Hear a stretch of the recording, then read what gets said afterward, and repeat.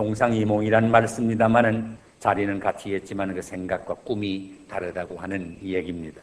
예루살렘으로 올라가는 길에 함께 있었지만 예수님과 그 제자들이 서로 다른 생각, 다른 마음을 품고 있었습니다. 그 마음이 너무 달랐습니다. 사실 예수님이 이번에 예루살렘으로 올라가시는 그 일은 최후를 각오하시고 올라가시는 마지막 길이었습니다. 다시 말하면 십자가의 죽음을 내다보시면서 가시는 길이었습니다. 그러므로 예수님의 마음은 그 어느 때보다도 비장하게 이를 데 없었습니다. 그런데 예수님과 함께 예루살렘으로 올라가는 제자들은 불행하게도 사랑하는 선생님 예수님의 마음을 전혀 이해하지를 못했습니다. 오늘 읽은 말씀 바로 앞에 보게 되면 예수님께서 그 제자들을 향하여 이런 말씀을 하신 적이 있습니다. 너희는 이제 내가 너희에게 하는 말을 들어라. 인자가 장차 사람들의 손에 넘기게 될 것이다 그랬습니다. 그런데 예수님의 제자들은 그 말씀을 왜 하시는지도 몰랐습니다. 또 그 말씀의 뜻이 무엇인지도 몰랐습니다. 또 그냥 듣고 넘어간 것뿐입니다. 자, 그러면 제자들의 마음이 어땠습니까? 그들의 마음이 예루살렘에 올라가는 것은 저들의 출세의 길이라고 생각을 했습니다.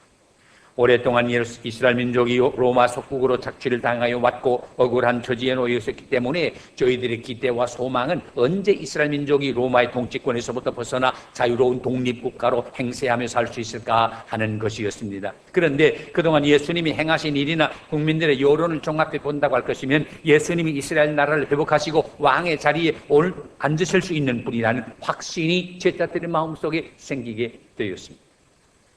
가른 베세다들에서 수많은 사람들이 말씀을 듣느라고 시간 가는 것도 모르고 있었는데 날은 저물어 왔습니다.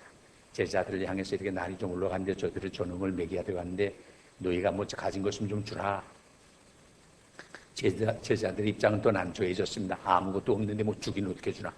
그래서 두리번 걱정하고 어떤 약삭받은 사람이 그래서요. 선생님 이거 200데나리온의 빵을 산다고 해도 이거 다 먹일 수가 없을 터인데요. 근데 너희가 주라. 우리는 없는데요. 지금 여기 어린 아이가 지금 보리떡 5대 생선 2마리가 있는데 요거 다 합니다. 그거 드렸더니 주님이 하나님께 기도하고 축사하신 다음에 나누어 주었는데 글쎄 장정만 5,000명이 넘는 무리 그러니까 부녀자들 합하면 아마 10,000명도 넘었을 거 아니겠어요? 이런 사람이 다 배불리 먹고도 12강줄이가 남는 놀라운 기적이 일어나게 되었습니다.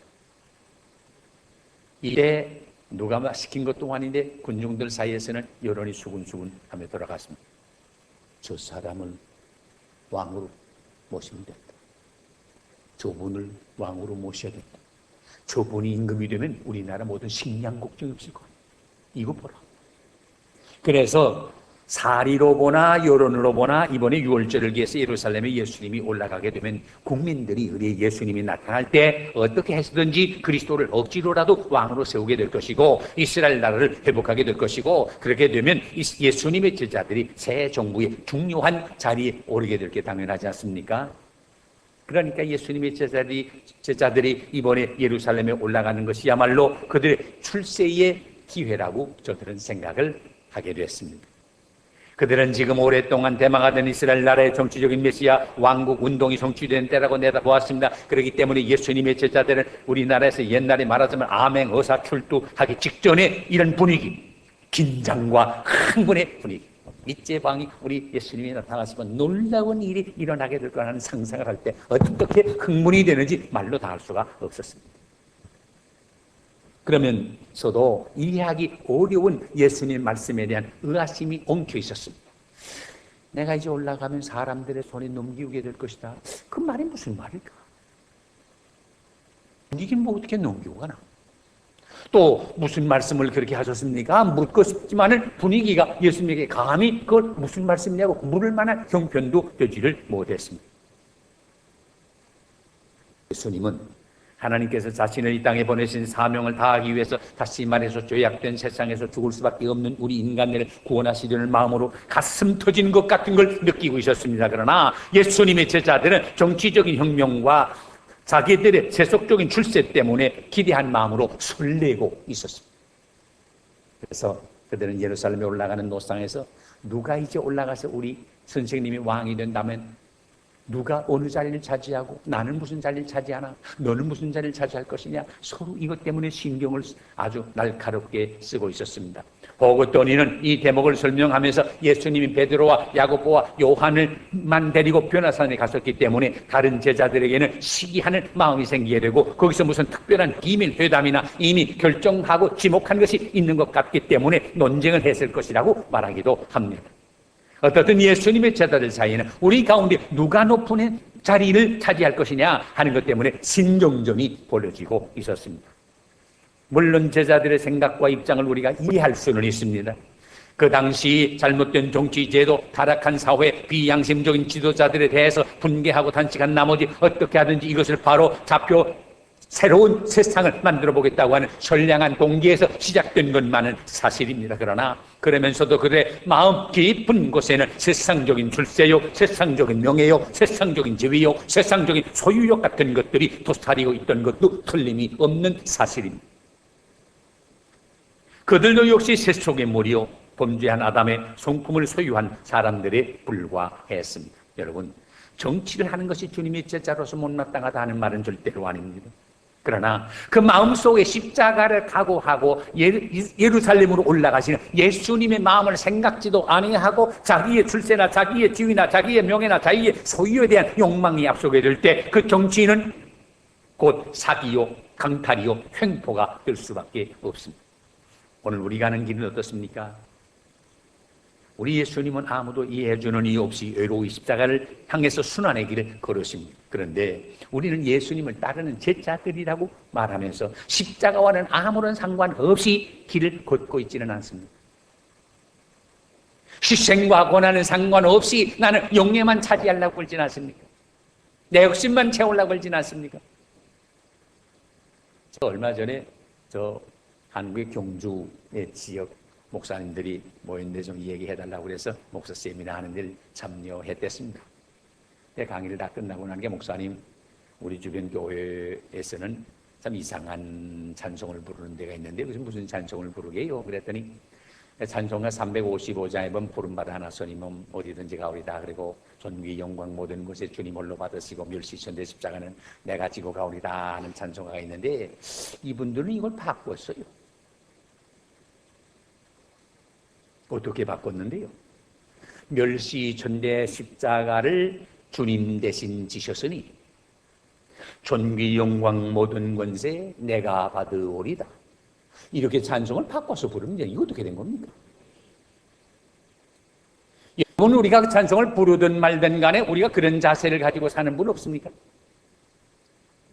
그 시대 많은 사람들이 왜 주님을 따라다녔는지 아십니까? 눈먼 사람을 보게 해주지요, 손 마른 사람 낫게 해주지요, 반신불수 온전케 해주지요, 심지어 죽은 사람 가지고 살리는 이런 놀라운 일을 보게 될 때 그저 놀라기만 해서 주님을 따르기도 했습니다. 또 그 하시는 말씀이 세상의 어느 선생님보다 또 듣지 못하던 놀라운 말씀을 하는 것이 그저 놀랍고 좋기만 했습니다. 그래서 많은 사람이 따랐습니다. 예수님만 따르면 뭐 걱정도 없었습니다. 경나도 걱정이 없었습니다.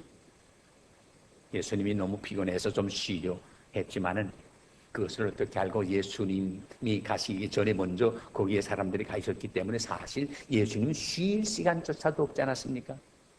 그런데 예수님이 이제 예루살렘으로 올라가게 되면 서기관들과 제사장들에게 어려움을 당하게 될 것이고 저들이 재판장에게 넘겨주게 되고 예수님이 십자가를 지게 될 것이라는 사실을 말씀하게 되자 처음에는 무슨 말씀인지 도무지 이해가 가지를 않았어요. 그렇지 않습니까? 요새는 말로 잘 나가는데 뭐 십자가 진다 무슨 고난을 당한다 그건 뭐 이해가 안 되거든. 그러다 가만 생각해 보니까 아하, 저분이 어려움을 당하게 됩니다. 이제 나중에 참 아주 악한 사람들만 당하는 소형 형틀인 십자가를 지게 된대. 그러면 그 뭐예요? 저 다른 사람이 어떻게 되나? 그래서 생각해 보는 사람이 이해관계를 생각해 보니까 그거 따라봐야 별볼이 없겠구나 해서 하나 둘 떨어지는데 얼마 있다가 다 나갔습니다. 다 떨어졌습니다. 예수님이 제자 12사람 내놓고 다 떨어졌습니다. 예수님이 하도 기가 막혀서 너희도 가려느냐? 너희도 가려느냐? 말씀했습니다.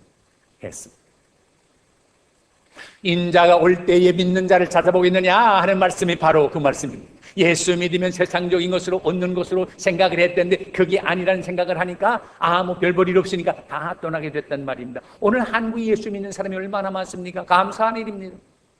정확한 건 모르지만 1000만 내지 1200만이 된다고 합니다. 여전히 어떤 여기 신문을 보니까 이 오렌지 카운티에 4사람 중에 3사람은 예수 믿는 사람이래요. 그러니까 70 내지 75%가 예수 믿는 사람이란 말이 얼마나 복됩니까?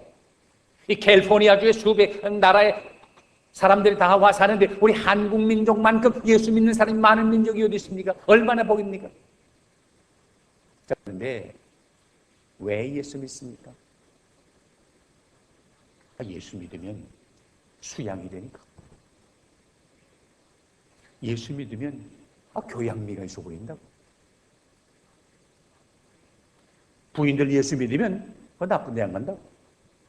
그럼 이왕이면 가자. 또 예수 믿으면 병 낫는다며? 예수 믿으면 돈 번다며? 그 성경에도 그랬다고. 우리를 부하게 하시려고 예수님이 가난해지셨다고 그랬다.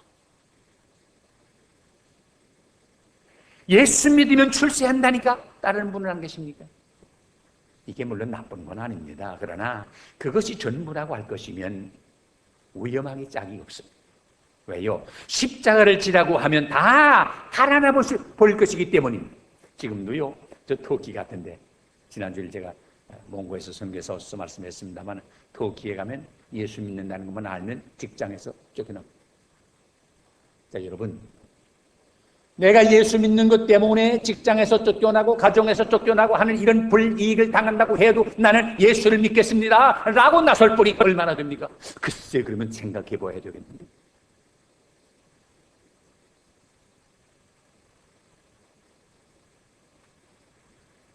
솔직히 말해서 우리는 힘든 길보다 쉬운 길을 찾습니다. 욕된 길보다는 영광스러운 길을 추구합니다. 그러나 오늘도 예수님은 우리를 가운데 서서 어린아이 하나를 세우시고 누구든지 내 이름으로 어린아이를 영접하면 곧 나를 영접함이요 또 누구든지 나를 영접하면 곧 내 아버지를 영접함이니 모든 사람 중에 가장 작은 자가 가장 큰 자니라 말씀하실 것입니다. 예수님의 이름으로 세상의 것을 얻는 것이 아니라 오히려 버리는 게 신앙생활입니다. 그리스도를 얻기 위해 모든 것을 바울이 말한 것처럼 배설물로 여기는 게 신앙생활입니다. 그러기 위해서 예수님께서 일찍이 말씀하셨습니다. 아무든지 나를 따라오려거든 너 자신을 부인하고 내 십자가를 지고 나를 따르라 했습니다. 성도의 생활은 한마디로 말하면 세상 것을 버리고 자기 십자가를 지고 가는 길입니다. 예수님의 마음은 십자가를 지려는 마음이었고 제자들의 마음은 안일과 영광만을 추구하는 마음이었습니다. 서로가 다른 마음이었습니다. 오늘 우리 마음은 어떻습니까?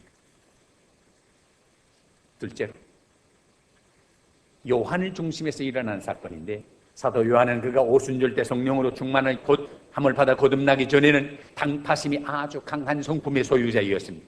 그러니까 자기 파에 속하지 아니한 사람은 모조리 반대했습니다. 자기의 그룹이 아니면 누구든지 배척하는 마음의 소유자입니다. 오늘도 그런 사람 있잖아요. 예수 믿는 사람 가운데도요 나처럼 믿지 않는 사람은 이단이다. 나처럼 믿어야 정통이다 라고 말하는 사람 없습니까? 오늘 쓴 말씀 49절에 보니까 요한이 예수님께 이런 말을 했어요. 선생님, 어떤 사람이 선생님의 이름으로 귀신을 내쫓는 것을 보았는데 그가 우리를 따르지 않기 때문에 내가 못하기 싫어 막아버렸습니다. 우리가 이 말씀을 들을 때 요한이 주님을 향해서 열심히 있었다는 사실을 발견할 수가 있습니다. 그것이 사실입니다. 그러나 그 열심과 충성심이 잘못된 방향으로 나가서 결국은 그가 강한 당파심을 가지게 된 것입니다. 이 당파심은 그로 하여금 그의 삶을 편협하게 만들었고 그의 마음을 근시안적으로 만들어버리고 만 것입니다. 그 이유가 어디 있습니까? 그의 열심에는 십자가가 없었기 때문입니다. 분명히 들으세요. 십자가 없는 열심은 교파주의를 빚어내고 십자가 없는 신앙운동은 교세 확장이란 비상적인 운동에 그칠 수밖에 없습니다. 이 말을 오해 없기 바랍니다. 무슨 파나 무슨 주의나 무슨 교단이나 그 자체가 나쁜 것은 절대로 아닙니다. 그러나 거기에 십자가의 정신이 빠진다고 할 것이면 그것은 모두가 헛새요, 과장이요, 사람 노름에 지나지 않습니다. 그래서 오늘 주신 말씀 50절에 주님께서 요한에게 이런 말씀을 했어요. 못하게 하지 말라. 나를 반대하지 않는 사람은 다 우리 편입니다. 넓은 마음입니다. 그렇습니다. 십자가의 정신이 무엇입니까? 예수님의 마음이 무엇입니까? 넓은 마음입니다. 죄인을 끌어안는 마음입니다. 그를 내 사랑의 품에 보응해서 그를 점령하려는 마음입니다. 악에게 지지 않고 선으로 악을 이기려는 마음입니다. 미움을 사랑으로 안아주는 마음입니다. 넓은 마음. 바울이 자기 주장만을 옳다고 주장해서 싸움에 서로 미워하는 고린도 교인들을 향해서 이런 말씀을 했어요. 고린도인들이요, 너희를 향하여 우리의 입이 열리고 우리의 마음이 넓었으니 너희가 우리 안에서 좁아진 것이 아니라 오직 너희의 심중에서 좁아진 것이니라. 내가 자녀에게 하던 말하노니 보답하는 양으로 너희도 마음을 넓히라. 마음을 넓히라. 우리 마음이 너무 좁아 있지 않습니까? 나와 똑같아야만 되지 않습니까? 어떤 분은 예수 열심히 잘 믿는데요, 새벽기도 나오는 거 얼마나 좋아요. 다 나오셔야 돼요. 그러나 형편이 안 돼서 못 나오는 분이 있잖아요. 새벽기도 나오는 것까지는 좋은데 그분이 새벽기도도 안 나온다면서 무슨 예수 믿는 거냐? 이래 놓으면 이거 완전히 달라집니다. 꼭 내가 믿는 대로만 다른 사람이 믿어줘야 된다는 말은 이건 잘못된 겁니다. 하나님은 그렇게 만들지 않습니다. 여러분 얼굴이 다 다르지 않습니까? 하나님 그렇게 다 다르게 만들었습니다. 멀리 갈 거 없이요. 우리 얼굴, 내 얼굴 한번 보세요. 여러분 얼굴 한번 보세요. 이거 이마 말하자면 넓은 운동장 같기도 하고, 태평양 바다 같기도 하고 넓은데, 덥대든지 비가 온다든지 하면 물이 튀는데, 이 눈을 보호하려고 하나님이 설계하실 때 이미 방파제를 눈썹으로 이렇게 턱 만들었어요. 눈썹 결을 보십시오. 옆으로가 찌게 내려왔어요. 옆으로가. 이 많이 내려왔으면 물이 그대로 떨어질 거 아니겠어요? 눈을 보호하기 위해서. 어떤 분은, 그 여자는 뭐 여기는 그런 분이 안 보입니다만, 어떤 여자분은 눈썹 생기게 자기 마음에 안 든다고 해가지고 면도칼로 싹 밀어버리고 제 마음대로 그리는데, 이거 참, 나 이런 말하기 미안합니다만은, 하나님의 창조의 원리를 모르는 무식한 행동입니다. 하나님은 그 얼굴 구조에 고개 딱 들어맞게 만들었지, 제가 아무리 잘 그려보세요, 어림없습니다. 그 밑에 눈을 보세요. 눈 깜빡깜빡하는 거, 여긴 말로 말하면 소리 후 오토매틱 전자등, 이 매뉴얼입니까? 깜빡깜빡하는 게 자동으로 하잖아요. 안에 렌즈를 보세요. 동공이 있는데, 요 줌이 있는데, 이게 어두운 데 가면 조리개가 넓어지고 밝은 데 가면 좁아지고 해서 빛을 조절하거든요. 이게 자동이지. 만약에 수동이 돼가지고 매뉴얼로 해서 밝은 데 가면 저 피라고 이러고 어두운 데 가면 저 피라고 하루 종일도 이러다 말 거예요. 그러나 자동으로 넓어졌다 좁아졌다 하면서 움직이잖아요. 모니터에 가면 눈물 샘이 수십 개가 위에 있어가지고 싹 닦아내지. 자동. 그 밑에 코를 보십시오. 코는 구멍이 둘인데 왜 구멍이 둘인가? 어떤 분이 그러더라고요. 감기 오면 한 구멍이 막히니까 다른 구멍은 숨쉬라고 둘이다. 저는 전적으로 동의합니다. 근데 그 구멍만 둘 있으면 되는데 왜 콧등은 있습니까? 이거 왜 있습니까? 안경 쓰라고 만들었다 그러죠. 뭐 하나님이 사람을 만들 때부터 안경 씌웠겠어요? 난 그건 동의 안 합니다. 저는 그렇게 생각합니다. 보기 좋으라고. 콧등이 있으니까 이거 얼마나 보기 좋습니다. 만일에 한번 상상해 보세요. 콧등 없이 번번한 얼굴에 구멍만 뚝 뚫어졌다. 상상만 해도 징그럽습니다. 볼 모양 없습니다. 여러분 관광 갈 때 높은데 여기 빅베어 마운틴 그런 데 관광 가지, 럭키 산맥을 보긴 가지, 한국으로 말하면 지리산 가고 한라산 가고 내장산 가고 요새는 금강산 가고 그런 데 가지. 호남 병약 번번한데 관광 버스 타고 관광 가는 거 봤어요? 높은데 위치만 해도 그래요. 아래로 구멍이 날게 되지 반대로 위로 올라갔다 해보세요. 여기는 비가 안 오고 자주 안 오니까 다행이지만 비 자주 올 때 어떡할 거예요? 이런 말 하려면 시간이 모자라요. 자, 그런데 이거 보세요. 눈이 귀한 건 사실이지만은 눈이 코가 하는 일을 해요? 못해요. 코가 입이 하는 일을 해요? 못해요. 그러므로 각 지체는 다른 지체를 존중해야 돼요. 교회가 그래요. 다 다르잖아요. 다른 분들이 다른 사람을 서로 이해하고 존중할 때 평화가 임하고 아름다움이 있어요. 여기 미국 교회에서 미국의 한인 교회에서 목회하는 분들이 고충이 그러다고 그래요. 한국식으로 목회를 하게 되면 여기가 어딘 줄 알고 한국식으로 목회해. 그리고요, 또 여기식으로 목회하면요, 새로 이민 오신 분들 말하고 이거 뭐 미국 오더니 완전히 변했구나. 우리 미국 사람이야? 어느 비율 맞춰야 될지 모르겠다 그래요. 다 저렇게 안 된 이유가 있겠지. 서로 이해하고 존경하게 되면 마음에 평안이 있고 기쁨이 있고 사랑이 넘치게 될 줄로 믿습니다. 넓은 마음을 가지자. 그러면 이 십자가의 넓은 사랑의 마음을 어떻게 알 수 있습니까? 그 사랑을 해보아야만 합니다. 오랜 시간의 강의나 설명을 듣기보다도 내가 부모가 되어 자식을 사랑해보면 부모의 사랑이 얼마나 크다는 사실을 실제로 알게 됩니다. 마찬가지로 내가 예수의 사랑을 알려면 내가 십자가의 정신으로 남을 사랑해 보아야 합니다. 예수님의 그 넓은 마음, 우리의 마음은 좁은 마음입니다. 서로가 다른 마음입니다. 끝으로 예수님이 일행의 사마리아 동리에 들어갔을 때 일입니다.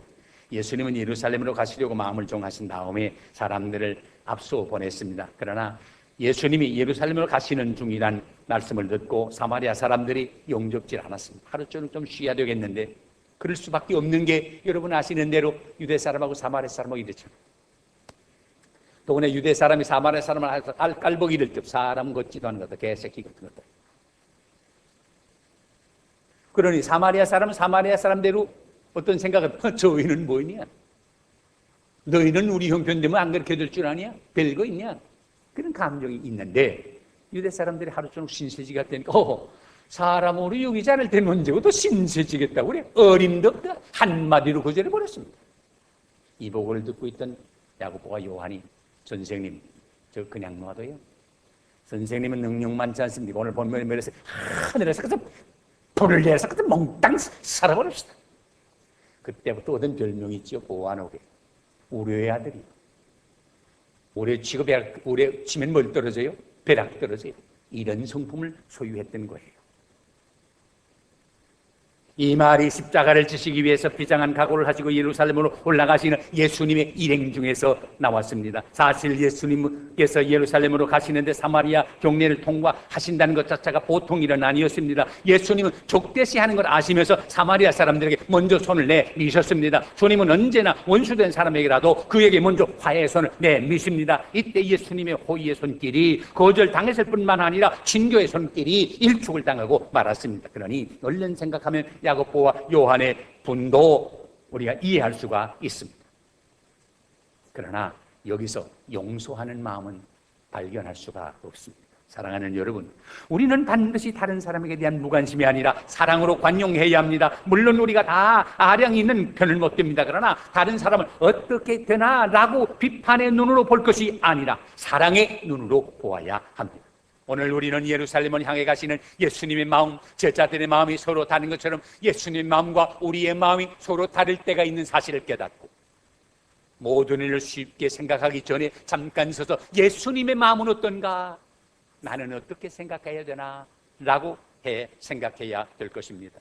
예수님과 같은 마음을 품기 위해서 세상에 속한 모든 욕심 버립시다. 좁은 마음 버리고 넓은 마음을 가지십시다. 경솔한 분노는 주님의 가슴에 못을 박는 행위입니다. 주님의 마음은 용서하는 마음입니다.